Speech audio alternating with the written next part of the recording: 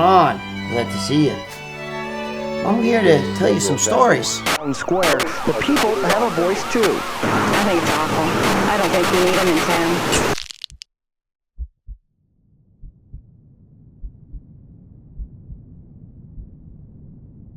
Julissa died in September, all right? September 10th, like I told you before. And it was the end of July of 2000, and we came down here. We were gonna go to a club, and we're driving. All of a sudden, street is closed off, and we see a body laying in the middle of the street. And she jumps out of the car, and she's got like an eagle eye, because it just looked like a lump to me. I knew it was a body, but I didn't know. I couldn't make out who, fuck, guy, girl, whatever. I couldn't see, but she knew. She got out, she ran over, and the cops grab her, and she starts screaming, because it was her friend.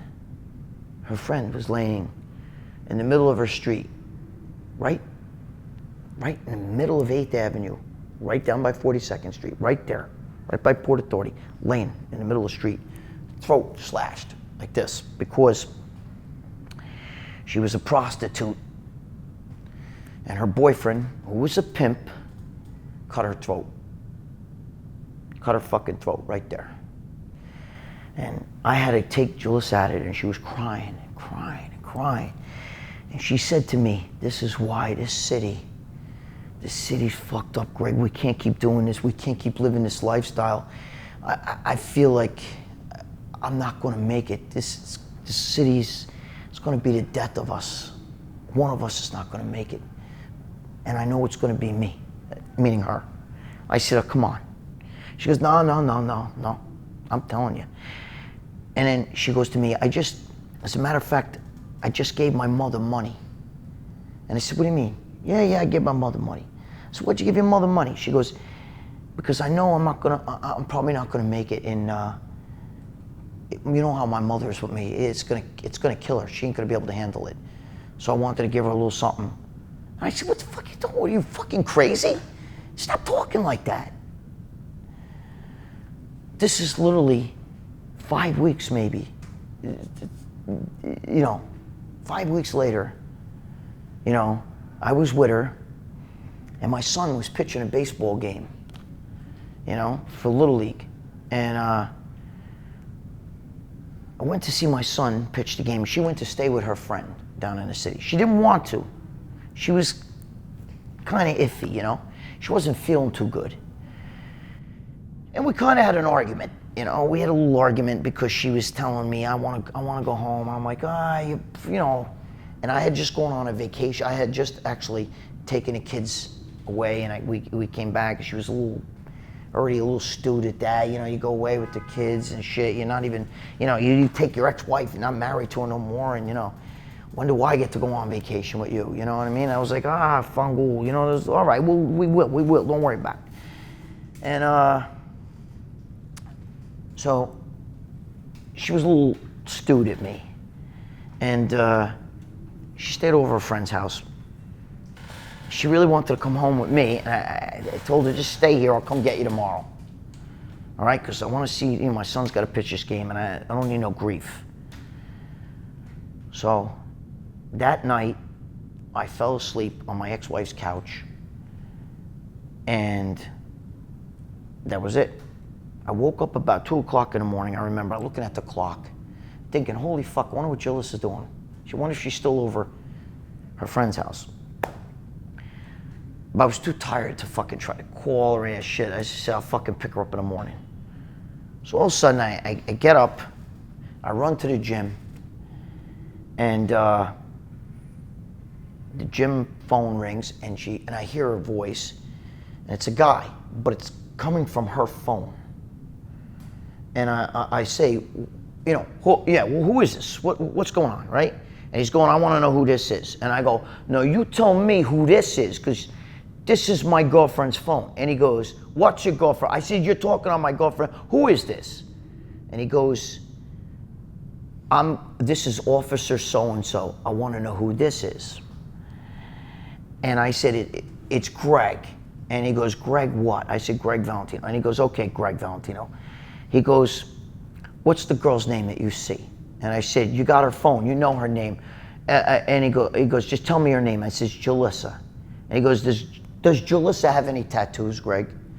And I said, yes, she does. She has a tattoo of my name and her name on her back, just like this tattoo here. It's 2 hearts. There were 2 hearts together like that. It says 2 hearts that beat as one, Gregg and Julissa. And he goes to me, you're right, Gregg. I got the right guy. And he goes, I need you to come down to the police station right now. And I said, well, what are you talking about? Like, come down, why? Put her on the fucking phone. You know what I mean? And he goes, you don't understand. She's not here. She's gone. I can't. And I said, gone where? I'm thinking, okay, what does she do? You know, did they find her? You know what I mean? Is she locked up? I mean, you know, maybe because she was on probation all this time and she didn't show up. Maybe they got her. I don't know what fucking she did. Maybe she got in a fight with another Spanish chick. Who the fuck knows? So I'm going, come on, where is she? And he goes, you don't understand, she's gone. I said, gone where?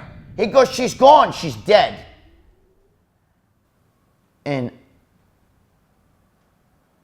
I couldn't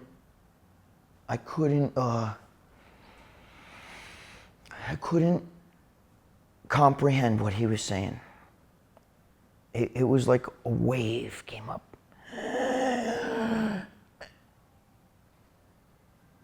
And I just said to him, what do you mean she's dead? What happened? And he said, it looks like a drug overdose. And that was probably the worst fucking moment of my life. Worse than jail. Both my parents are gone, and it's right up there with that. And, but maybe even worse in a way, because I asked the officer. I said, "Has anybody talked to her mother, or anybody in her family?" And he said, "You're the only person we talked to. You're the only person we have any contact with about her." So I told him I'll be down there. And then I said, I gotta call her mother. So I call her mother. The mother gets on the phone and says, hello. And I can't speak. I'm just crying. And the mother goes, who's crying on my phone? Who's calling me crying? And I just said, Maria, it's me, Gregg. And the mother knew. The mother threw the phone down. She screamed, no, no, no. And I could hear her screaming, in the back, crying, screaming. And the sister picks up the phone, says, who is this? Who's making my mother cry? And I said, Linda, it's me, Gregg. And that was my God, that has to be the worst moment of my life. I'll never, ever forget that. And, I had to ID her body, and you have no idea what that's like, to tell somebody that their loved one's dead, and to see your loved one who is 26 years old dead. And we had an argument, like I said, on the phone, because, about going to see my son, pitching a game, and she wanted me to, I want to come and I want to go on vacation. I said, fuck you. And I hung up on her. Those were my last words to the same girl who has saved my life in every way you can be saved. She saved my life. And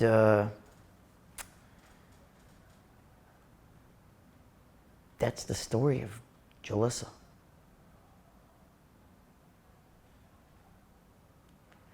You can go to Generation Iron Season 1 and watch there's a ghost story. And you can see how she's, even in death, she has saved my life. And to this day, I have her tattooed on my arms, and now she's my guardian angel. And you know what?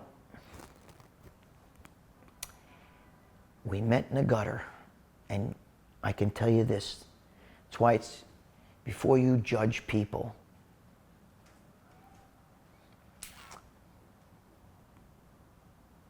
you gotta get to know them first. Because that girl has taken shoes off her feet, jackets off her body, food, money, to people who had nothing. Other people out there who have nothing, who a lot of you people would look at and say, look at that piece of shit, or human garbage up there. But I'm just telling you, she herself was homeless. And that's it. But because of her, I'm here today to tell you these stories. And she lives now right here. I love you forever.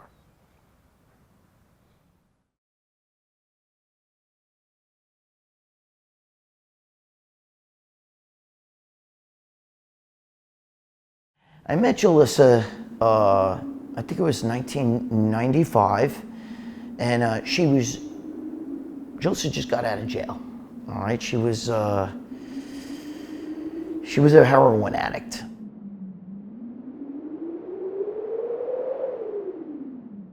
She used to tell me about when she was so bad on heroin. She used to get beat up all the time by guys, you know.